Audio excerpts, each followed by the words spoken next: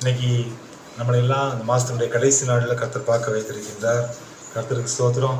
இந்த வாரத்தில் ஒரு நாள் உங்களெல்லாம் பார்த்து ஆண்டுடைய வார்த்தையை பேச வாய்ப்பு கிடைக்கிறதுனால என்னென்ன இருக்கோ எல்லாத்தையும் சொல்லணும். அதனால தான் எல்லாத்தையும் உங்களுக்கு சொல்கிறேன். அதுக்கப்புறம் மீதி 6 நாள் நீங்கள் எங்கே இருப்பீங்க? உலகத்தோடு இருப்பீங்க. எதோடு இருப்பீங்க? உலகத்தோடு இருப்பீங்க. இன்னைக்கு ஒரு நாள் தான், அதுவும் இந்த நேரம் தான் நீங்கள் தேவனோடு இணைந்து பயணம் செய்யக்கூடிய ஒரு நேரம். கர்த்தருக்கு ஸ்தோத்திரம். இப்போ இன்னைக்கு நான் இந்த லூக்கா 21வது அதிகாரத்தில் உங்கள் பொறுமையினால் உங்கள் ஆத்துமாக்களை காத்து கொள்ளுங்கள், இந்த வசனம் என் மனசில், இந்த வசனத்தை ஆண்டவருடைய நாமத்தினால உங்களுக்கு சொல்லணும் அப்படின்னு சொல்லிட்டு அதற்காக லூக்கா 21 நம்ம வாசிக்கலாம் அப்படின்னு சொல்லிட்டு வாசிக்க ஆரம்பித்தோம். வாசிக்க ஆரம்பித்த உடனே அந்த லூக்கா 21வது அதிகாரத்தினுடைய ஸ்டார்டிங்கே எப்படி எதை பிரதானமாக அவர் சொல்கிறாருன்னா காணிக்கையே பிரதானமாக சொல்கிறார். என்னடா இது, நம்ம ஆத்துமா பொறுமை காத்துக்கொள்ளணும் இதை குறித்து ஆராதனைகளை பேசிட்டு அதற்கு பிறகு பலியில் முக்கியமான பலி என்பதை குறித்து பேச வேண்டும் என்று நான் கர்த்தருக்குள்ள ஒரு தீர்மானம் எடுத்துட்டு இந்த அதிகாரத்தை துவக்குனா அதுவும் அதை முக்கியப்படுத்துகிற ஒரு அதிகாரமாகவே காணப்பட்டது. அதனால் நான் அதை படிக்கும்போது கர்த்தாவே, நான் எதை சொல்ல வேண்டும் என்று நினைத்தேனோ அதையே நீரும் நினைத்திருக்கிறீரே, உமக்கு நன்றி என்று சொல்லி ஆண்டவருக்கு நன்றி செலுத்துகிறேன். அப்போது இந்த நேரத்தில் இன்றைக்கு நான் உங்களோடு கூட பகிர்ந்து கொள்ள வேண்டும் என்று நினைத்த ஒரு வார்த்தை எதுவென்று சொன்னால் எபிரேயர் 11வது அதிகாரம் 4வது வசனம். இந்த வசனத்தை உங்க கூட ஷேர் பண்ணணும்னு நினைச்சேன். கர்த்தருக்கு ஸ்தோத்திரம். படிங்க. விசுவாசத்தினாலே ஆபேல் காயீனுடைய பலியிலும் மேன்மையான பலியை தேவனுக்கு செலுத்தினான். அதனாலே அவன் நீதிமான் என்று சாட்சி பெற்றான். அவனுடைய காணிக்கைகளை குறித்து தேவனே சாட்சி கொடுத்தார். இப்போ இந்த இடத்துல இந்த 11வது அதிகாரம் 4வது வசனத்துல மேன்மையான பலி அப்படிங்கிற ஒரு வார்த்தை எங்க பயன்படுத்தப்பட்டிருக்கு. என்ன பலி? பலி அப்படிங்கிறது ஒண்ணு, மேன்மையான பலி. மறுபடியும் படிங்க அந்த வசனத்தை. விசுவாசத்தினாலே ஆபேல் காயீனுடைய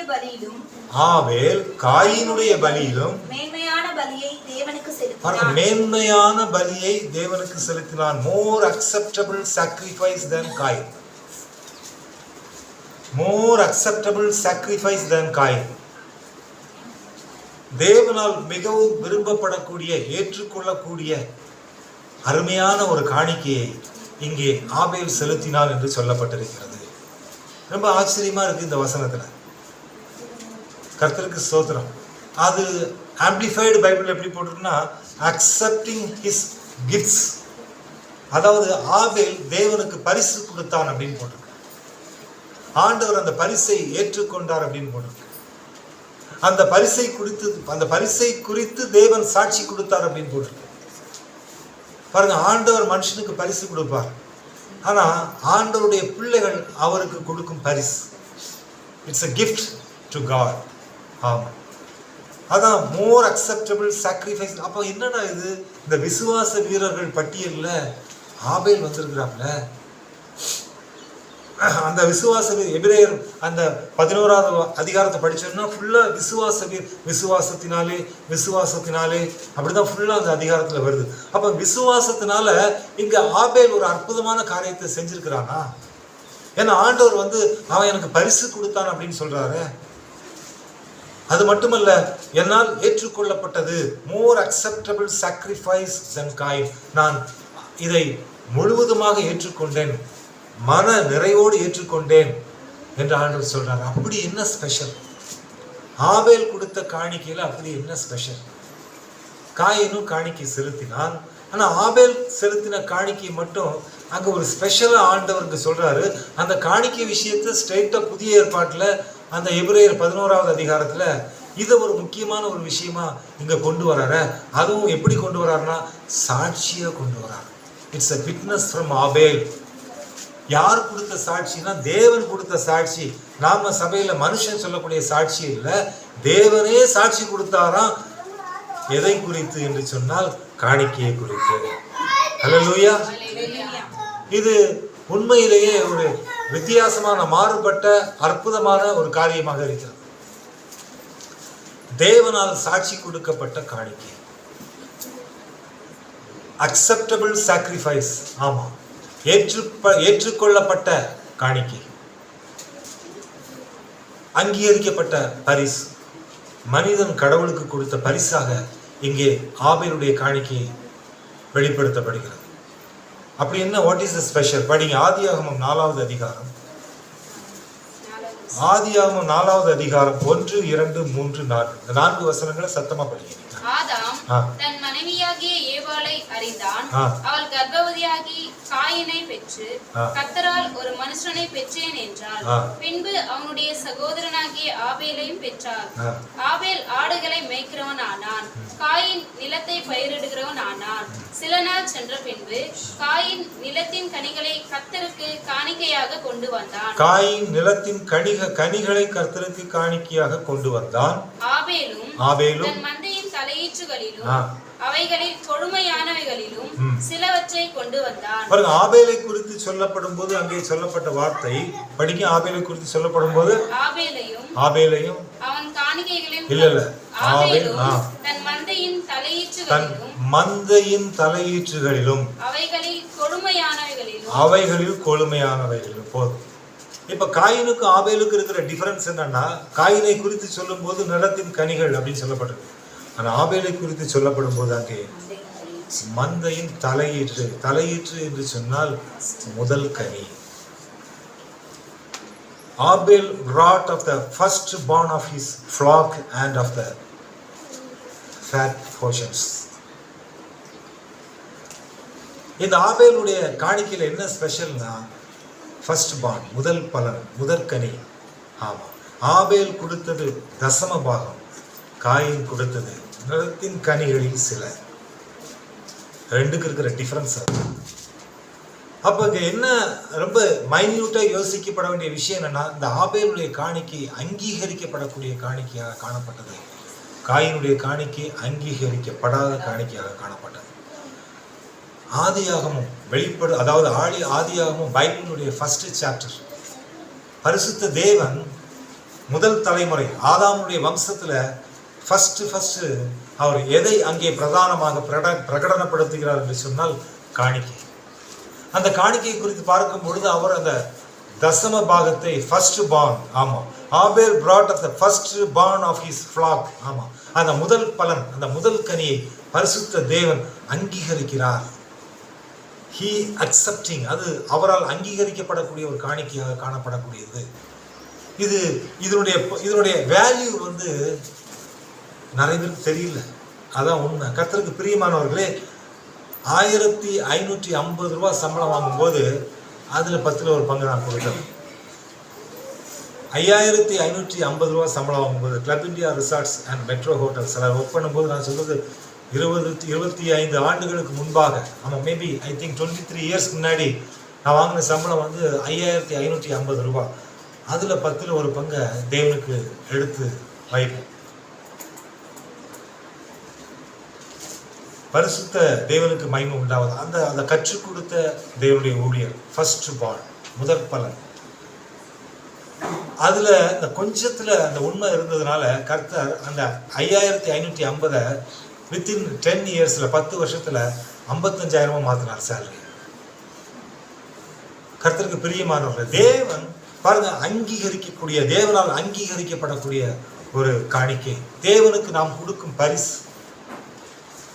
இது ஒரு ஒண்டர்ஃபுல் கிஃப்ட். நான் தேவனுக்கு அழிக்கும் அங்கீகரிக்கப்படும் காணிக்கை தான் தசமபாகம். அதைத்தான் இங்கே ஆபேல் செலுத்தினார். அதனால்தான் அங்கே ஆபேலுடைய காணிக்கைக்கும் காயினுடைய காணிக்கைக்கும் இருக்கிற டிஃபரன்ஸை பார்க்கும்போது ஆபேலுக்கு ஒரு வார்த்தை இங்கே பயன்படுத்தப்பட்டிருக்கிறது, ஃபர்ஸ்ட் பார்ன், முதற் பலன், மந்தையின் தலையீற்று. இதுதான் தேவனுடைய கட்டளைகளுக்கு கீழ்ப்படிவது, தேவனுடைய வார்த்தையின்படி செயல்படுவது. அந்த செயல்படக்கூடிய கிருபையை கர்த்தர் ஆபேலுக்கு கொடுத்திருந்தார். அந்த செயல்படுதலை தான் நம்ம என்ன சொல்றோம், கீழ்ப்படுதல் சொல்றோம். பலியிடுவதை பார்க்கலும் கீழ்ப்படுதலே உத்தமம். 2 பேரும் பலி செலுத்தினாங்க. அந்த பலி செலுத்துதல்ல ஆபேலுடைய பலியில தேவனுடைய வார்த்தைக்கு கீழ்ப்படியக்கூடிய அந்த கீழ்ப்படிதல் இருந்தது, அது அங்கீகரிக்கப்பட்டது. அதைத்தான் பரிசுத்த வேதம் அங்கே சொல்வதை பார்க்கின்றோம். கர்த்தருக்கு பிரியமானவர்களே, தேவன் அவருடைய பிள்ளைகளிடத்துல தான் காணிக்கையை எதிர்பார்ப்பாரே தவிர மூணாவது மனுஷன்ட்ட கிடையாது. பரிசுத்த வேதம் சொல்லுகிறது, யாத்ராகமம் 25வது அதிகாரம், யாத்ராகமம் 25வது அதிகாரம் 1 மற்றும் 2. கர்த்தர் மோசேயை நோக்கி, இஸ்ரவேல் புத்திரர் எனக்கு காணிக்கையை கொண்டு வரும்படி அவர்களுக்கு சொல்லு. மனப்பூர்வமாய் உற்சாகத்துடன் கொடுப்பவன் எவனோ அவனிடத்தில் எனக்கு காணிக்கையை வாங்குவீர்களாக. எனக்கு காணிக்கையை வாங்குவீர்களாக. காணிக்கை யாருக்கு வாங்க சொல்றாரு? எனக்கு காணிக்கையை யாருக்கிட்ட வாங்க சொல்றாரு? மனப்பூர்வமாய். இந்த காயின் ஆபேல்ல காயின்ட்ட வந்து அங்க மனப்பூர்வமும் இல்லை, உற்சாகமும் இல்லை, எரிச்சல் தான் இருந்துச்சு. ஆபேல்ட்ட மனப்பூர்வம் இருந்தது, உற்சாகம் இருந்தது, கர்த்தரால் அங்கீகரிக்கப்பட்டது. அல்லேலூயா. கர்த்தருக்கு பிரியமானவர்களே, இதுதான் அந்த டிஃபரன்ஸ், அந்த ஆஃபரிங்ல இருக்கக்கூடிய டிஃபரன்ஸ். மோர் அக்செப்டபிள் சாக்ரிஃபைஸ், அதுதான் அந்த காணிக்கையில் இருக்கக்கூடிய டிஃபரன்ஸ் நம்ம பார்க்குறோம். ஆண்டவர் யாத்ராகமத்தில் சீனாய் மலையில மோசேட்ட நியாயப்பிரமாணத்தை கொடுத்து அவருடைய ஜனங்களுக்கு கற்றுக் கொடுக்கும் போது முதல்ல அவர் சொன்ன வார்த்தை, எனக்கு காணிக்கையை வாங்குவீர்களாக. இந்த காணிக்கை எதுக்கு? கர்த்தருக்கு பிரியமானவர்களே, மல்கியா 3வது அதிகாரம் 10வது வசனம். என் ஆலயத்தில் ஆகாரம் உண்டாயிருக்கும்படி தசம பாகங்களை எல்லாம் பண்டசாலையிலே கொண்டு வாருங்கள். அப்பொழுது நான் வானத்தின் பலகணிகளை திறந்து இடம் கொள்ளாமற் போகும் மட்டும் உங்கள் மேல் ஆசீர்வாதத்தை வர்ஷிக்க மாட்டேனோவென்று அதனால் என்னை சோதித்து பாருங்கள் என்று சேனைகளின் கர்த்தர் சொல்லுகிறார். கர்த்தருக்கு பிரியமானவர்களே, இந்த காணிக்கை எது ஆண்டவர் எது கூட கனெக்ட் பண்றாருன்னா ஆசீர்வாதம். அது உங்களுக்கு அந்த ஆசீர்வாதம் எதோட கனெக்ட் ஆயிருக்கு அப்படின்னா ஆலயத்தின் ஆகாரத்தோட கனெக்ட் ஆயிருக்கு. எதோட கனெக்ட் ஆயிருக்குது? சாப்பாட்டோட கனெக்ட் பண்றாரு ஆண்டவர். எதோட கனெக்ட் பண்றாரு? சாப்பிடுறவங்கள ஒரு அல்லேலூயா சொல்லுங்க. ஆண்டவர் இந்த தசம பாகத்தை காணிக்கை எதோட கனெக்ட் பண்றாரு? சாப்பாடோட கனெக்ட் பண்றாரு. நம்ம ஒரு நல்ல சாப்பாடு, திருப்தியான சாப்பாடு, நீங்கள் சம்பூர்ணமாய் சாப்பிட்டு திருப்தி அடைந்து உங்களை அதிசயமாய் நடத்தி வந்த உங்கள் தேவனாகிய கர்த்தருடைய நாமத்தை துதிப்பீர்கள், என் ஜனங்கள் ஒருபோதும் வெட்கப்பட்டு போவதில்லை. யோவேல் 2வது அதிகாரம் 26வது வசனம். வாழ்க்கையில கஷ்டப்படுறது எதுக்காகன்னா ஒரு திருப்தி, சாட்டிஸ்ஃபேக்ஷன். அந்த திருப்தியான ஆகாரம், அந்த ஆகாரத்திற்கு ஆண்டவர் என்ன சொல்றாருன்னா, நீ ஆசீர்வதிக்கப்பட்டாதான் திருப்தியான சாப்பாடு சாப்பிட முடியும். இல்லைன்னா உன்னால மட்டன் சாப்பிட முடியாது. இல்லைன்னா உன்னால திருப்தியான ஒரு நல்ல ஒரு சாப்பாடு, திருப்தியான சாப்பாடு சாப்பிட முடியும். லிமிட்டடாக தான் சாப்பிட முடியும். ஆண்டவர் சொல்றாரு, ஐ வில் பிளஸ் யூ, நான் உன்னை ஆசீர்வதிப்பேன். எப்போன்னா உன் ஆலயத்தில் ஆகாரம் உண்டாயிருக்கும் போது. அப்போ நம்ம சாப்பாடு யாருடைய சாப்பாடோட கனெக்ட் ஆயிருந்து? ஆண்டவருடைய, தேவனுடைய ஆலயத்தின் சாப்பாட்டோட உன் சாப்பாடு கனெக்ட் ஆயிருக்கு. ஆமாம். ஆண்டவர் எதை எங்கே அங்கே இணைக்கிறாருங்கிறத பார்க்கும்போது ரொம்ப ஆச்சரியமான ஒரு காரியமாக இருக்கிறது. கர்த்தருக்கு பிரியமானவர்கள், 2 நாளாகமும் 31வது அதிகாரம் 10வது வசனம். 2 நாளாகமும் 31:10. சாதோக்கின் சந்ததியன் ஆகிய அசரியா என்னும் பிரதான ஆசாரியன் அவனை நோக்கி, இந்த காணிக்கையை கர்த்தருடைய ஆலயத்திற்கு கொண்டு வர தொடங்கினது முதல், இந்த காணிக்கையை கர்த்தருடைய ஆலயத்திற்கு கொண்டு வர தொடங்கினது முதல், கொண்டு வர எப்ப நீ கர்த்தருடைய ஆலயத்திற்கு தசம பாகத்துல கர்த்தருக்கு உண்மையா இருக்கிறையோ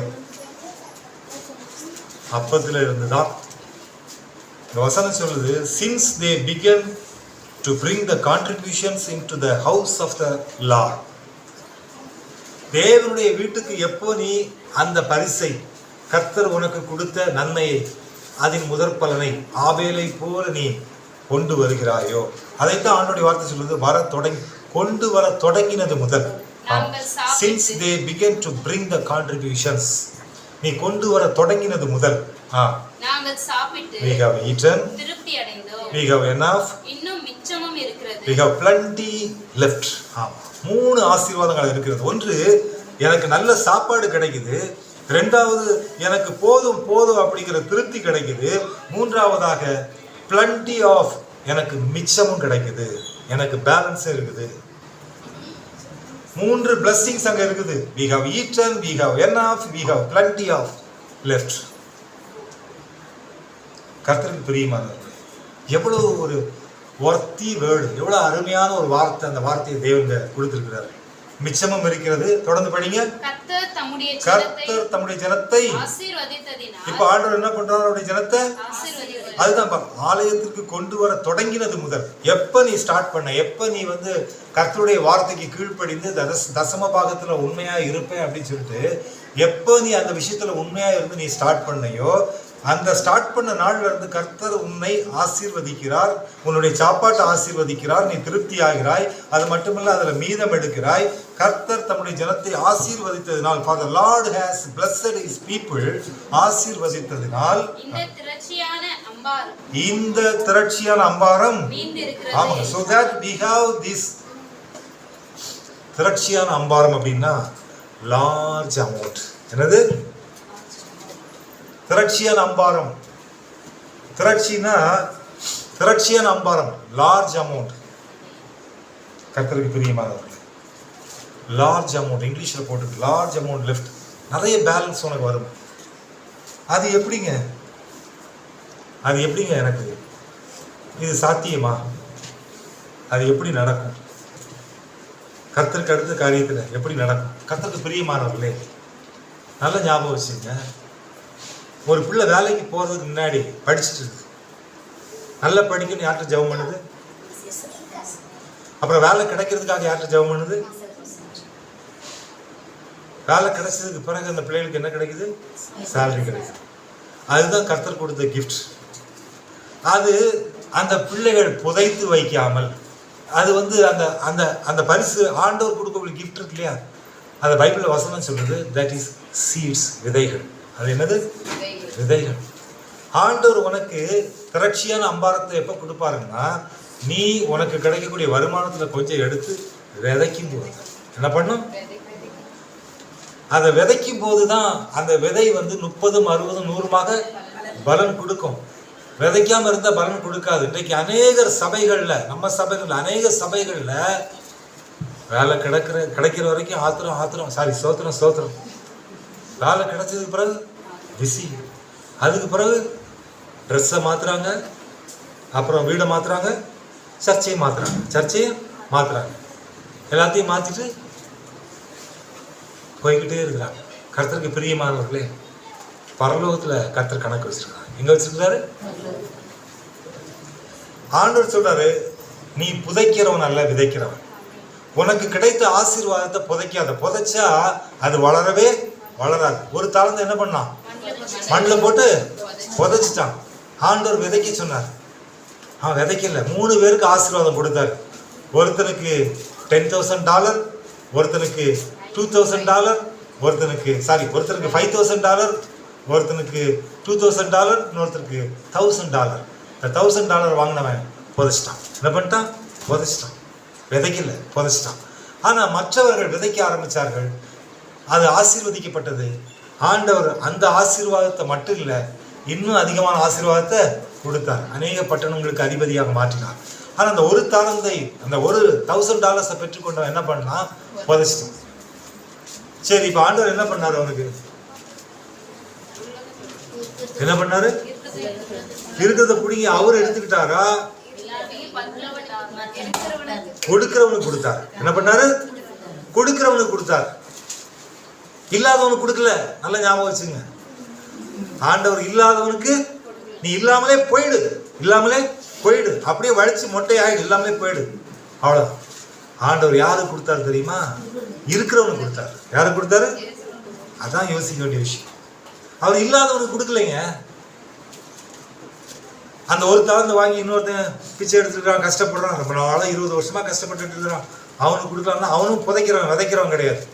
கொடுக்க மாட்டார். அவர் இல்லாதவனுக்கு கொடுக்க மாட்டாரு. இருக்கிறவனுக்கு தான் அவர் கொடுப்பார். எது இருக்கிறவன்? நோ, விதை இருக்கிறவன். எது? விதைக்கிறவன் தான் இருக்கிறவன், கொடுக்கிறவன் தான் கொடுக்கிறவன். அதனால யார் கொடுக்கிறார்களோ அவர்களுக்கு தேவன் கொடுக்கிறார். யார் கொடுக்கிறார்களோ அவர்கள் இருக்கிறவர்கள். இருக்கிறவங்களால தான் கொடுக்க முடியும். இல்லாதவங்களால கொடுக்க முடியுமா? இல்லாதவங்களால கொடுக்க முடியுமா? கொடுக்க முடியாது. கொடுக்கிறவர்கள் யார் என்று சொன்னால் இருக்கிறவர்கள். அதனால் ஆண்டவர் இருக்கிறவர்களுக்கு தான் கொடுப்பார், இல்லாதவர்களுக்கு கொடுக்க மாட்டார். இல்லாதவர்களுக்கு கொடுக்க மாட்டார். இருக்கிறவர்கள் யாரு? கொடுக்கிறவர்கள். அந்த கொடுக்கிறவர்கள் லிஸ்ட்ல தான் ஆபேல் வந்தான். கர்த்தருக்கு பிரியமானவர்கள்.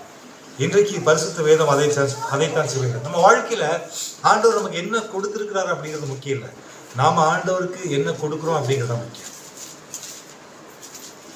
அது நீ எப்படி கொடுக்குறியோ அப்படி நீ அறுப்ப. 2 கொரிந்தியர் 9:6 படிங்க. பின்னும் நான் சொல்லுகிறது என்னவெனில், சிறுக விதைக்கிறவன் சிறுக அறுப்பான், பெருக விதைக்கிறவன் பெருக அறுப்பான். இதுலயே ஆண்டவர் செக் வைக்கிறார் பாருங்க. சிறுக விதைக்கிறவன் சிறுக அறுப்பான். ஒரு சிலர் 30,000 ரூபாய் சம்பளம் வாங்குவாங்க. சொல்லிடணும்ல உங்களுக்கு, ஏன்னா எங்க பாஸ்டர் சொல்லி கொடுத்தது. அது ஹவுசிங் லோன் போட்டுருவாங்க. என்ன லோனு? 20,000 ரூபா ஹவுசிங் லோன் போயிடும். அதுக்கப்புறம் அங்கே மாமன் மச்சான்ட்ட கடன் வாங்கியிருப்பாங்க, அது 5,000 ரூபா அதுக்கு டியூ போகும். 25,000 போயிடும். மீதி எவ்வளோ கையில்? அந்த 5,000 ரூபாயில் 500 ரூபா தசமா கொடுப்பாங்க. 5,000 ரூபா எவ்வளோ கொடுப்பாங்க? அப்போ பாஸ்டர் என்ன பாரு, பாவம் பிள்ளை 5,000 ரூபா சம்பளம் வாங்குது. இப்போ ஆண்டவர் என்ன பாரு, அது 5,000 ரூபா சம்பளம் வாங்குது. அந்த 5,000 தான் உன்னுடைய ஆசீர்வாதம். 5,000 உன்னுடைய ஆசீர்வாதம். கர்த்தருக்கு பிரியமானவர்களே, நீ 1,00,000 ரூபாய் சம்பளம் வாங்கி நீ வீணான செலவு, வீணான ஆடம்பரங்களுக்காக நீ 60,000 இஎம்ஐ கட்டி மீதி 40,000 வாங்கினாலும் உன்னுடைய கணக்கு 1,00,000 தான். உன்னுடைய கணக்கு அதுதான் தேவனுடைய கணக்கு. தேவனுடைய பார்வையில் உன்னுடைய ஆசீர்வாதங்கள் பெருக வேண்டும் என்று சொன்னால் நீ ஆண்டவருக்கு உண்மை உள்ள மகனாக காணப்பட வேண்டும். சிறுக விதைக்கிறவன் சிறுக அறுப்பான், பெருக அறுப்பான். இந்த பிச்சு இந்த 40,000 30,000 வாங்குற கேஸ் எல்லாத்தையும் பிடிச்சி போக மீதி இருக்கிறதுல கொஞ்சம் கவரில் போட்டு ஸ்டைலாக கொடுப்பாங்க பாருங்க. அவன் 15 வருஷம் கழிச்சு தான் அவனுக்கு ப்ரமோஷன் வரும். ஒன்றுமே இருக்காது. அந்த சம்பளத்தில் கொஞ்சம் கொஞ்சமாக 1000 500 அப்படி ஏறிக்கிட்டே இருக்கும். ஆனால் கர்த்தருக்கு உண்மையாக இருக்கிறான் இல்லையா, அவனை கர்த்தர் 10 வருஷத்தில் 10 மடங்கு உயர்த்துவார். எத்தனை மடங்கு? என்ன உயர்த்தினாருங்க இப்போ கேட்டால் கூட நான் காட்டுவேன். எல்லா பிஸ்னஸ் ஏன்ட்டு இருக்குது. 5,500 ரூபா சம்பளம் வாங்கிட்டு இருந்தேன். நான் கடைசியாக வாங்கும்போது வாங்கின சம்பளம் 1 lakh எல்லாமே கையில் இருக்குது. 1.5 லட்ச ரூபா டேக்ஸ் கட்டினேன். வேணாங்க வருஷத்துக்கு 1.5 லட்ச ரூபா எவ்வளோ கட்டினேன்? டேக்ஸ் கட்டினேன். என்னுடைய ஸ்டார்டிங் சம்பளம் எவ்வளோ? 5,450. ஆமாம், சேலரி ஸ்லிப்லேருந்து எல்லாமே வச்சிருக்கிறேன். கர்த்தருக்கு பிரியமானவர்களே, நீ கொஞ்சத்தில் உண்மையாக இருந்தா, நீ புதைக்கிறவனா இல்லாமல் விதைக்கிறவனா இருந்தா கர்த்தர் உன்னை கொடுக்கிறவனாக மாற்றுவார். அல்லேலூயா. நீ ஆசீர்வதிக்கப்பட்டவனாக மாறுவார். எத்தனை மடங்கு அவருக்கு தான் தெரியும். எத்தனை மடங்கு? 100 மடங்கு கர்த்தனை ஆசீர்வதிப்பார். அதான் உண்மை. உன்னை வாழாக்காமல் தலையாக்குவார், கீழாகாமல் மேலாவாய். நீ கொஞ்சத்துல உண்மை உள்ளவனாக. அதுதான் பரிசுத்த வேதம் சொல்லுகிறது. கர்த்தருக்கு பிரியமானவர்களே, சங்கீதம் 126:5-6. சங்கீதம் 126:5-6. கண்ணீரோடே விதைக்கிறவர்கள் கெம்பீரத்தோடே அறுப்பார்கள். அள்ளி தூவும் விதையை சுமக்கிறவன் அழுது கொண்டு போகிறான். ஆனாலும் தான் அறுத்த அரிகளை சுமந்து கொண்டு கம்பீரத்தோட திரும்பி வருவான். நீ இன்னைக்கு கர்த்தருக்கு பிரியமான என் அன்பு மகனே மகளே, நீ ஒருவேளை சிறுமையில இருக்கலாம், நீ கஷ்டத்துல இருக்கலாம், உன்னுடைய வருமானங்கள் உனக்கு பத்தாம இருக்கலாம். அது கடைசி வரைக்கும் பத்தாமலே போகாம நீ திருப்தியையும் ஆசீர்வாதத்தையும் கர்த்தர் உண்டு பண்ணி வைத்திருக்கக்கூடிய அந்த திரட்சியான அம்பாரத்தையும் நீ பார்க்கணும் அப்படின்னா முதல்ல நீ சாரிபாத் விதவையை போல மாறு. யாரை போல? சாரிபாத் விதவையை போல மாறு. அழுதியும் புலம்பும் அவளுக்கு இருந்துச்சு, கடன் பிரச்சனை இருந்துச்சு, வீட்டை குடும்பத்தை நடத்த முடியல, ஒரே கஷ்டம், ஒரே பையன், சாப்பாட்டுக்கு வழி இல்லை. கடைசியில் ஒரு கலசம் எண்ணெயும் ஒரு கைப்பிடி மாவும் தான் இருந்துச்சு. அதை சாப்பிட்டு செத்துடலாம், சாவறதுக்கு முன்னாடி சாப்பிட்டு சாவலாம். ஆசையை பாருங்க மனுஷனுக்கு எப்படி இருக்கு. சாவறதுக்கு முன்னாடி சாப்பிட்டுட்டு சாவலாம். அது ஏன் பசியோட செத்துட்டு நல்ல ஒரு சூடான சப்பாத்தி செஞ்சு சாப்பிட்டுட்டு செத்துடலாம் அப்படின்னு சொல்லிட்டு. கர்த்தருக்கு பிரியமானவர்கள். ஆனால் ஆண்டோடைய சித்தம் என்ன? அவளை ஆசீர்வதி.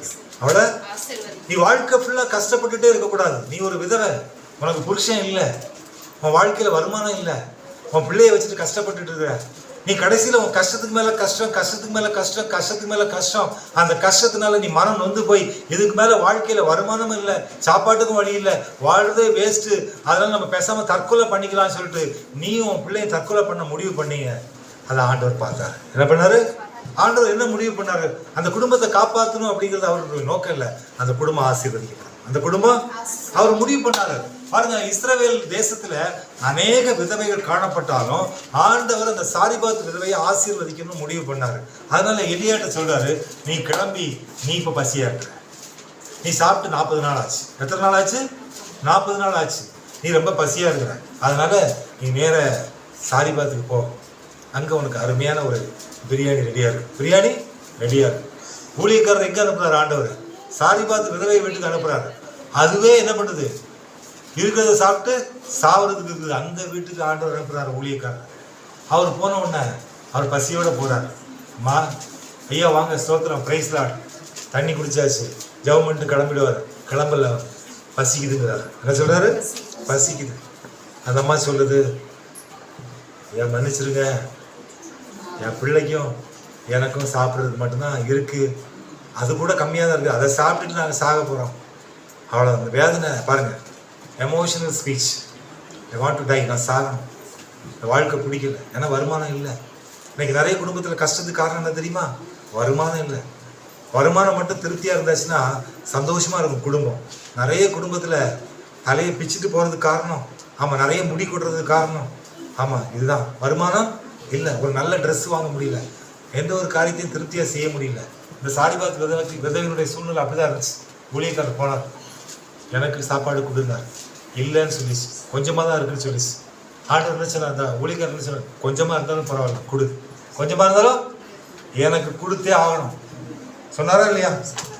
இல்லைம்மா, ரொம்ப கஷ்டத்தில் இருக்கிறேன், நான் அப்படியே போகிறேன், ஒரு ஐஸ்வர்யவன் வீட்டுக்கு போகிறேன், நான் நிறைய கட்டுக்கட்டாக வச்சுருப்பான், அவங்ககிட்ட போயாச்சுன்னா நல்ல ஒரு பிரியாணியை சாப்பிட்டுட்டு முட்டி போட்டு ஜெபம் பண்ணிட்டு நல்ல ஒரு சூப்பர் காணிக்கை வாங்கிட்டு நான் கிளம்புறேன் அப்படின்னு ஊழியக்காரர் சொன்னாரா?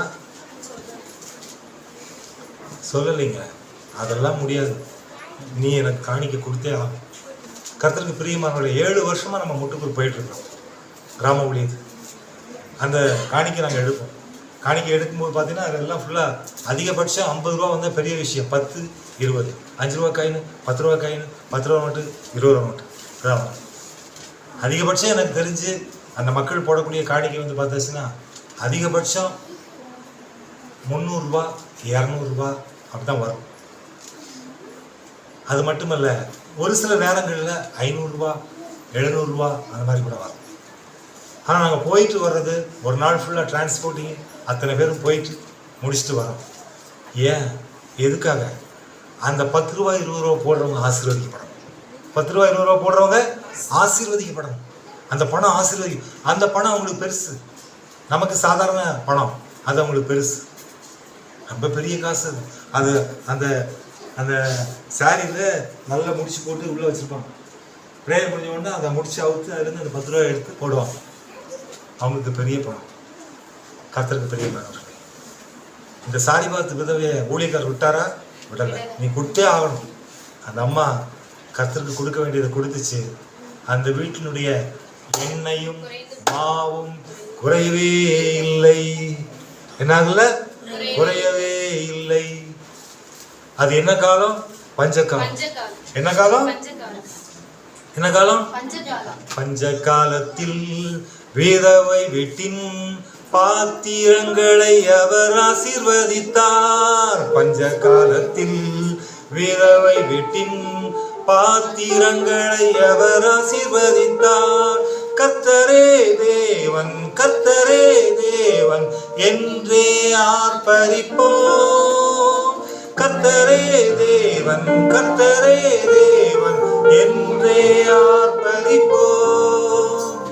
எலியாவின் தேவன் நம் தேவன், வல்லமையின் தேவன் நம் தேவன்.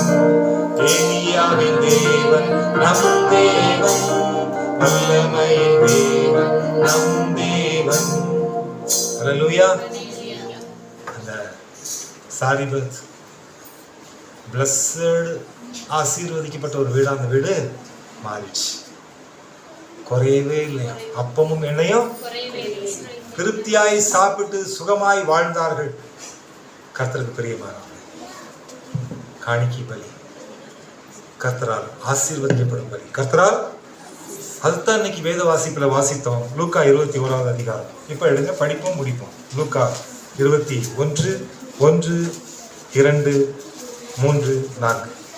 அவர் கண்ணேறிட்டு பார்த்தபோது ஐஸ்வர்யவான்கள் காணிக்கை பெட்டியிலே தங்கள் காணிக்கைகளை போடுகிறதை கண்டார். காணிக்கைகளை போடுகிறதை கண்டார். ஆண்டவர் பார்க்கிறார். அது ரொம்ப அழகா போடுது. Rich pudding there gifts into the offering box. அடுத்து ஒரு ஏழை விதவை, புவர் விடோ, அதிலே 2 காசை போடுகிறதை கண்டு இந்த ஏழை விதவை எல்லாரை பார்க்கிலும் அதிகமாக போட்டாள் என்று மெய்யாகவே உங்களுக்கு சொல்லுகிறேன். அவர்கள் எல்லாரும் தங்கள் பரிபூரணத்திலிருந்து தேவனுக்கு என்று காணிக்கை போட்டார்கள். இவளோ தன் வறுமையிலிருந்து தன் ஜீவனத்துக்கு உண்டானது எல்லாவற்றையும். அப்ப ஆண்டவர் கவனிக்கிறாரா இல்லையா? கர்த்தருக்கு பிரியமானவர்களே, நீ கஷ்டத்துல இருக்கியா? அவன்கிட்ட எதுவுமே இல்லைன்னு கவலைப்படுறியா? கவலைப்படாத. நீ ஆண்டவருக்கு நீ உண்மையா இரு. உன் கஷ்டத்தின் மத்தியில உண்மையா இரு. கர்த்தர் உன்னை உயர்த்துவார். கர்த்தர் உன்னை என்ன பண்ணுவாரு? உயர்த்துவார். அளவில்லாமல் உயர்த்துவார்.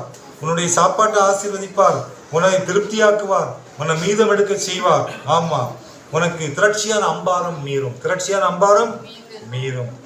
தேவனால் ஆசீர்வதிக்கப்பட்டவர்களே, கர்த்தருக்கு பிரியமானவர்களே, தேவன் இப்படிப்பட்ட ஆசீர்வாதங்களை நம்முடைய சபைக்கு இன்று வரை கொடுத்து கொண்டிருக்கிறார் நமக்கு. அல்லேலூயா. இன்று வரைக்கும் சபைக்கு உண்மையா இருக்கக்கூடிய குடும்பங்களை கர்த்தர் ஆசீர்வதித்துக் கொண்டிருக்கின்றார். அந்த ஆசீர்வாத பட்டியல்ல நீங்களும் வாங்க. யாராச்சும் மிஸ் ஆயிருந்தீங்கன்னா நீங்கள் அந்த பட்டியலில் வாங்க. ஆமா, வாழ்க்கை முழுவதும் வேதனைப்பட்டு கொண்டு வாழ்வதை விட நீங்கள் திருப்தியாக, மகிழ்ச்சியாக, மீதம் எடுக்கிறவர்களாக வாழ்வதற்கு கீழ்ப்படியுங்கள். கர்த்தருக்கு உங்களை ஒப்புக் கொடுங்கள். கர்த்தர் உங்கள் வாழ்க்கையிலே எண்ணி முடியாத அதிசயங்களை செய்வார். ஹல்லேலூயா. God bless you. கர்த்தர் உங்களை ஆசீர்வதிப்பார்.